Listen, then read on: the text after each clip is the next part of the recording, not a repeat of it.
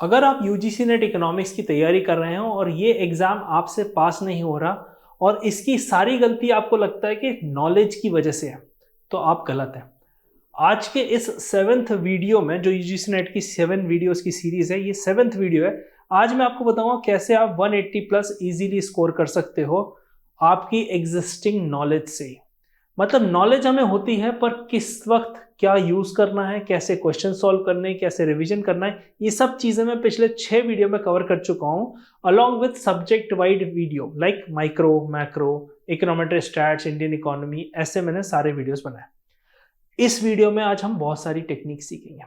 ये 7 step elimination techniques मैं आपको बताऊंगा। उसके अलावा मैं बताऊंगा कैसे रिवर्स इंजीनियरिंग करके आप जो क्वेश्चन आपको नहीं भी आता उसमें आप अपने चांसेस बढ़ा सकते हो। मतलब 50% जहां चांसेस है कि 2 ऑप्शन नहीं आते, 2 में कंफ्यूजन है, कैसे उसको करेक्ट करें। तो ऐसी कई चीजें आज समझेंगे। उसमें सबसे पहली चीज है कॉग्निटिव ट्रिगर्स क्या होते हैं, एनटीए जो पैटर्न लॉजिक लगाता है वो कैसे बनाता है, अल्ट्रा एलिमिनेशन टेक्निक सीखेंगे, रिवर्स सॉल्विंग सीखेंगे, बिना क्वेश्चन पढ़े पहले ऑप्शन पढ़ के क्वेश्चन का आंसर ढूंढना, और साइकोलॉजिकल बायस को कैसे कंट्रोल करें वो देखेंगे। सबसे पहले शुरू करते हैं द ब्रूटल ट्रूथ। अगर आप अपनी प्रिपरेशन को लेके सीरियस हैं तो मैंने 400 पेजेस का कंपाइलेशन बनाया रिविजनरी नोट्स का, नीचे सपोर्ट नंबर है, वहां से आपको मिल जाएगा। ठीक है, अब सबसे पहली चीज बात करते हैं ब्रूटल ट्रूथ की। मतलब क्या है brutal truth? Knowledge is not equal two marks. अगर आपको लगता है कि आपको पूरी इकोनॉमिक्स आती है तो आपके नंबर आ जाएंगे, आप गलत हैं। क्यों? क्योंकि डिसीजन मेकिंग मतलब मार्क्स। डिसीजन मेकिंग किस चीज की? जब आप सवाल पढ़ते हैं 4 ऑप्शन रहते हैं, उनमें से कौन सा चूज करना है, किस तरह से चूज करना है, और क्यों बाकी ऑप्शन गलत है, उन्हें कैसे एलिमिनेट करना है, वो ज्यादा इंपॉर्टेंट है रादर आपकी नॉलेज को। So it is very very important to understand that decision making during the examination is more important than the knowledge that you possess। ठीक है, शुरू करते हैं। हार्ड रियलिटी क्या है? UGC NET merely test concept recall. बच्चे समझते हैं रिवीजन मतलब फिर से पढ़ना, गलत है। स्पीड ऑफ रिकॉग्निशन, ये भी नहीं है। ठीक ठाक टाइम रहता है, आपको रिकॉग्नाइज करना है कौन सा सही है कौन सा गलत है। एक क्वेश्चन पे ज्यादा टाइम इन्वेस्ट नहीं करना है। राउंड 2 में वापस घूम के आना है जब आपको आंसर बन जाता है। एमसीक्यू की रीजनिंग। अब सबसे बड़ी चीज क्या है यहाँ पे, जो 90% एस्पिरेंट होते हैं ना, वो फेल हो जाते हैं। क्यों?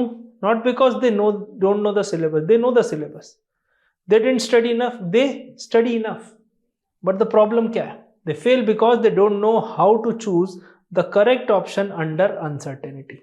जब एग्जाम प्रेशर रहता है, जैसा कि मैंने पिछले वीडियो में आपको बताया था कि केबीसी में घर बैठ के सब सही आंसर देते हैं कौन बनेगा करोड़पति में, पर जब वो हॉट सीट पे बैठते हैं ना तब दिमाग नहीं चलता। वही सिचुएशन यहाँ पर है।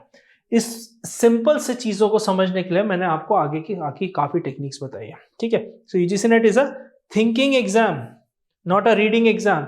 सोचने पे मजबूर करेंगे। पहले क्वेश्चन आते थे व्हाट इज एक्स, पर अब क्वेश्चन क्या आता है कि what happen to the x when y happened under z condition. इस टाइप के सवाल आ रहे हैं। ठीक है, तो आपको समझना पड़ेगा। फिर क्या है? The NTA MCQ formula. NTA repeats logic not question. मैं हमेशा कहा हूं, पिछले 6 वीडियो में भी कहा है जो इस सीरीज में है, कि भाई लॉजिक रिपीट होता है, पूछने का तरीका, कॉन्सेप्ट्स, बट क्वेश्चन रिपीट नहीं होते। 4 हिडन पैटर्न है जो आपको समझना पड़ेगा। पहला है डेफिनेशन ट्रैप। जैसे कि जीडीपी पे सवाल आया, अब जीडीपी पे जहां मार्केट प्राइस होना चाहिए वहां उन्होंने फैक्टर कॉस्ट लिख दिया। अगर रिलेशनशिप आपको देखना है इनडायरेक्ट टैक्सेस और सब्सिडी का, और उन्होंने फैक्टर कॉस्ट और मार्केट प्राइस को स्विच कर दिया, आप कंफ्यूज हो गए। इसमें क्या होता है, 2 ऑप्शन साउंड करेक्ट, 2 ऑप्शन होते तो हैं जो सही दिखते हैं, पर जो एक होता है ना वो वायलेट करता है एग्जैक्ट डेफिनेशन को। तो ये आपको समझना पड़ेगा। लगेगा आसान, पर आप इसमें फंस जाओगे। दूसरा आता है अजम्पशन ट्रैप। एक मॉडल रहेगा, थ्योरम या कॉन्सेप्ट रहेगा, works only if assumption holds true. जैसे इंटरनेशनल इकोनॉमिक्स में जब मैं क्लास में बच्चों को पढ़ाता हूं तो उनको बोलता हूं कि अजम्पशंस आर इंपॉर्टेंट। क्यों? अजम्पशंस बाउंड्री होते हैं, मतलब उस बाउंड्री के बाहर वो मॉडल नहीं सोच सकता, इंप्लीमेंट नहीं कर सकता। फॉर एग्जांपल लेते हैं इंटरनेशनल इकोनॉमिक्स का, हेक्सचर ओहलेन मॉडल क्या कहता है? Constant returns to scale. अब मान लीजिए किसी ऑप्शन में लिखा कि Heckscher Ohlin model assumes increasing returns to the scale. अब आप पढ़ते गए ऑप्शन, हाँ आपको लगा हाँ ये assumptions तो है, ये है, और आपने उसको टिक कर दिया, बल्कि यहां पर गलत था। मतलब हेक्सर-रोलिन मॉडल तभी सही है जब कांस्टेंट रिटर्न्स टू स्केल है, ना कि इंक्रीजिंग। यहाँ पे फंस जाते हैं। फिर extremity trap, words like always, never, only, must, they are always wrong, almost always wrong. जब तक वो लॉ नहीं है, या फिर जैसे लॉ ऑफ डिमांड है, जब तक वो नहीं है तब तक ये। फॉर एग्जाम्पल के तौर पे समझते हैं CBDC, central bank digital currency, is only use for wholesalers. अब वर्ड आ गया ओनली।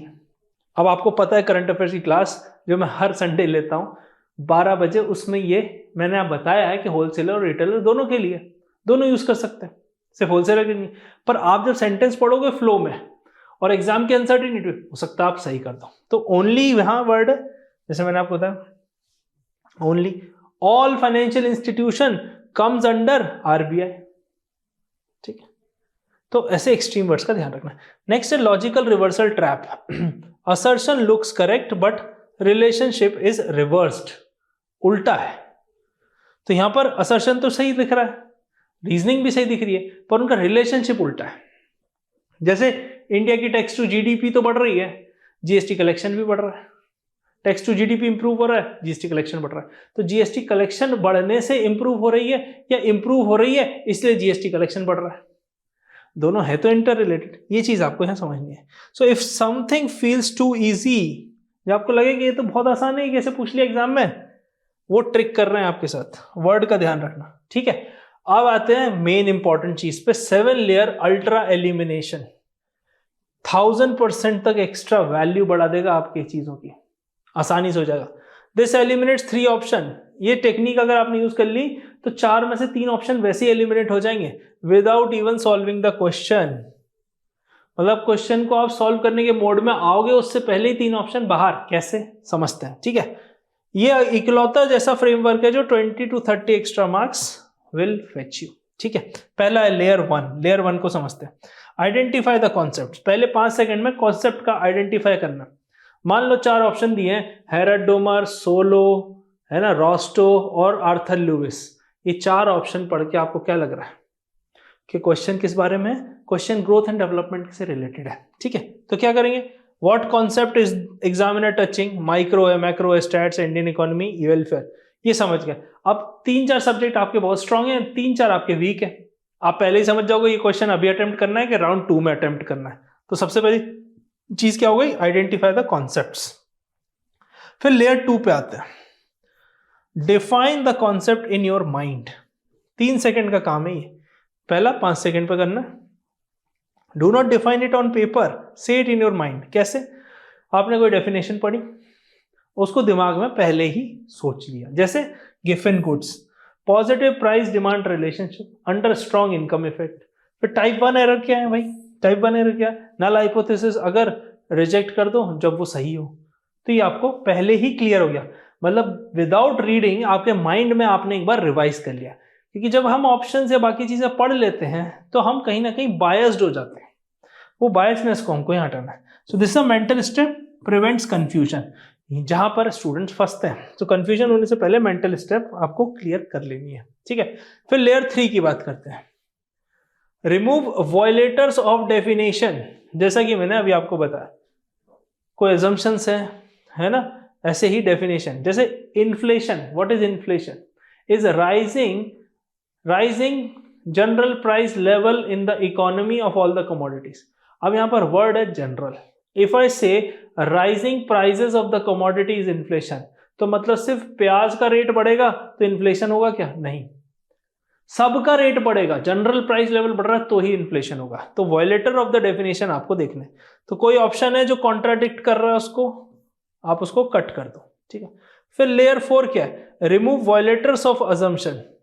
जैसे ISLM assumes fixed prices, Edgeworth contract curve assumes convex preference, Lewis model assumes unlimited supply of labour. तो अगर इनमें से कोई भी ऑप्शन वॉयलेट कर रहा है अजम्पशन को, उसको कट कर दो। जैसे लुइस क्या कहते हैं कि अनलिमिटेड सप्लाई ऑफ लेबर है। जब सेक्टर से हम एग्रीकल्चर से इंडस्ट्री शिफ्ट हो रहे हैं तो जो एग्रीकल्चर से लेबर आ रहा है वो अनलिमिटेड सप्लाई में है, और जब वो ना मतलब फिक्स हो जाए कि भाई आप कोई सरप्लस लेबर नहीं बचा, उसे हम टर्निंग पॉइंट कहते हैं। तो आपको ये पता है कि लुइस ने जो मॉडल दिया है उसमें अज्यूम किया है कि लेबर की लिमिट सप्लाई जो है वो उस पर कोई लिमिट ही नहीं है। अगर इसको वायलेट कर रहा है तो ऑप्शन वैसे ही गलत हो गया। ठीक है, फिर आता है लेयर 5 पे, remove extreme words, always, never, only, must, ये सब भी आपको हटाने हैं देखते ही। काफी एग्जांपल मैं ऑलरेडी पिछले वीडियोस में भी दे चुका हूं, इसमें भी दिया था मैंने। लेयर 6 की बात करते हैं, keep the most theoretically consistent option, choose the option that aligns with economic logic. जैसे फॉर एग्जांपल कुछ चीजें होती ही होती हैं, जैसे लॉ ऑफ डिमांड, कहने को तो लॉ है, लॉ कभी बदलता नहीं, पर उसके भी एक्सेप्शंस हैं। तो यहां पर आपको ये चीज समझनी है कि थ्योरेटिकली कंसिस्टेंट ऑप्शंस कौन से हैं, उसको सिलेक्ट करना है। जैसे best linear unbiased estimator, blue, अब वो एस्टिमेटर है, अब वो पहली बात उसको वो अनबायस्ड क्यों है, ठीक है, वो बेस्ट क्यों कहा जाता है, तो ये चीजें हैं, मतलब उसकी वेरिएंस भी कम है ना। जनरली जब हम रिसर्च करते हैं तो हम डेटा थोड़ा बहुत बायस चल जाता है, बट डेटा में हमको वेरिएंस कम चाहिए होता है। फिर हम लेवल ऑफ सिग्निफिकेंस भी मेजर करते हैं, फिर डेटा को देखते हैं डेटा कंसिस्टेंट है या नहीं, है ना, ये सारी चीजें यहां पर आ जाती हैं। सो थ्योरेटिकली कंसिस्टेंट ऑप्शन को देखना है। फिर use reverse solving level, like it means work backwards from options instead of reading the question. ये जनरली आप न्यूमेरिकल क्वेश्चंस में अप्लाई करना। न्यूमेरिकल क्वेश्चन में लेयर 7 बहुत इंपॉर्टेंट है। तो आपने पहले नंबर्स देख लिया, उसके बाद क्वेश्चन पढ़ा तो आपको समझ में आ गया कि भाई जैसे गिनी कोएफिशिएंट है, ऑप्शन में दिया 1.2, अब आपको पता है गिनी कोएफिशिएंट जो है वो 0 to 1 में ही रहता है, तो 1.2 तो वैसे ही गलत है। अब आप बोलो कई बार इस ऑप्शन आते नहीं है, मैं मानता हूं नहीं आते, पर just for the sake of explanation जब आपको रेंज पता है तो आप उस ऑप्शन को क्लियर कर सकते हो। ठीक है, फिर आ जाता है रिवर्स सॉल्विंग टेक्निक। क्या है ये, बहुत ज्यादा important. Option decide the answer not the question, option उससे रिलेटेड होना चाहिए। Read all 4 option first, identify what concept each option belongs to and then read the question. अब ऑप्शन में 4-5 चीजें लिखी, knife edge equilibrium, steady state of growth, technology is endogenous, इस type से 4-5 चीजें लिखी। आपको पता है ग्रोथ एंड डेवलपमेंट का है। अब ये 3 अलग अलग टॉपिक की बात की है, हेरेडोमर, सोलो, एंडोजिनस। तो अब इससे क्या क्वेश्चन बन सकता है, फिर जब आप क्वेश्चन पढ़ोगे तो आपको पता चल जाएगा। आपको पता चल जाएगा क्या क्या एग्जामिनर टेस्ट कर रहा है। आपके दिमाग में प्री लोडेड इंफॉर्मेशन है जो आपने पढ़ी है, क्लास में सुनी है, सारी चीजें वो आपको यहाँ चाहिए, और यहाँ से कंफ्यूजन खत्म हो जाएगा, क्योंकि जहां कंफ्यूजन खत्म हो गया वहां पे एक्यूरेसी बढ़ जाती है। ठीक है, इसी के लिए मैंने आपके लिए एक फॉर्मूला शीट बनाई है, 10 सब्जेक्ट्स की प्रॉपर फॉर्मूला शीट है। वो फॉर्मूला शीट आपको सपोर्ट नंबर पे फ्री ऑफ कॉस्ट मिल जाएगी, उसको आप हर संडे रिवाइज करो, उससे कंफ्यूजन दूर हो जाएगा। फॉर्मूला को रटने की कोशिश ना करते हुए ये समझना है कि फॉर्मूला बना कैसे।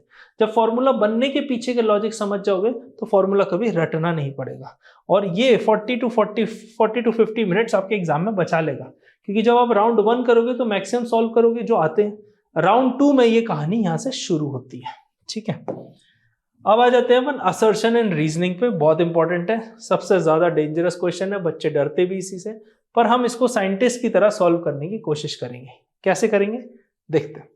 अगर पहला ऑप्शन असर्शन सही है तो और वो तो सही है तो फिर ऑप्शन लिख दिया, पर अगर गलत है तो डी आपने इमीडिएटली मार्क करना है।